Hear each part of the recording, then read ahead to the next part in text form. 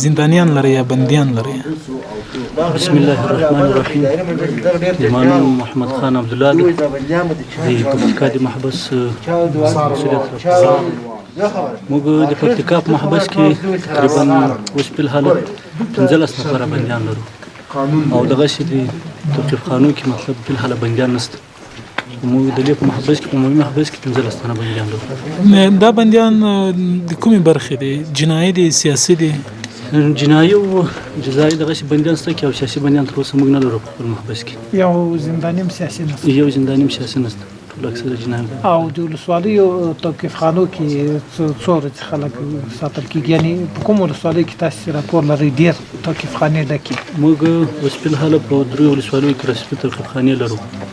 یو جانخیل د خیرکوټ ته ورګوند، نو په هغوی کې په الحال بندیان هم نه لرو. بیا بندي کلته په توقیف خانه کې ساتل کېږي دي، ولسوالیو د محکمو لپاره هلته ساتل کېږي. مطلب چې کله هلته ابتدایي محکمه د خلاصه شي بیا دلته رانقل کوو پکتیکا عمومي محبس ته، او که چېرې هلته محکمه برات ورته اعلان کړي بیا له هغه ځایه خوشي کوو. موږ لرو چې هره ولسوالي د توقیف خانه په قالب رسمي کړو. دا خبره هم د زندانونو چارو له ریاست سره شریکه کړې ده تر څو د مجاهدینو ضرورت ورې له نږدې نه حل کېږي. د زندانیانو په اړه څه نظر لرئ؟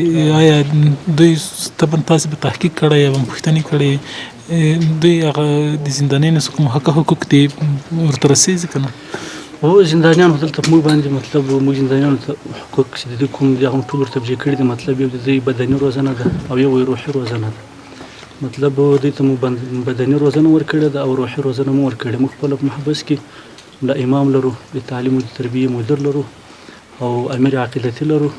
نو هغه هر وخت دوی ته درس ورکوي، مطلب د لمانځه په بخش کې، دغسې نور دي عقیدې په بخش کې.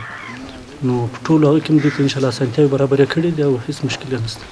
د بندیانو سره د ملاقات کولو په برخه کې ځینې خلک وایي چې ملاقات اجازه نه ورکول کېږي. ځانګړې ورځ ده که هر وخت دوی کولی شي چې رسمیاتو کې راشي خپل هغه سره؟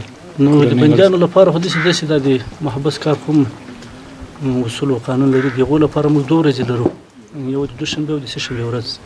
خو هغه بیا هغو بندیانو ته موږ ملاقات ورکوو چې د هغو محکمه مطلب نهایي شوي او تحقیق یې پوره شوی. که چېرې د بندي تحقیق پوره شوی نه وي، څرنګوالۍ او جنایي له هغه نه تحقیق کړی نه وي، تر هغه پورې موږ ملاقات په موږ په اصولو کې نشته.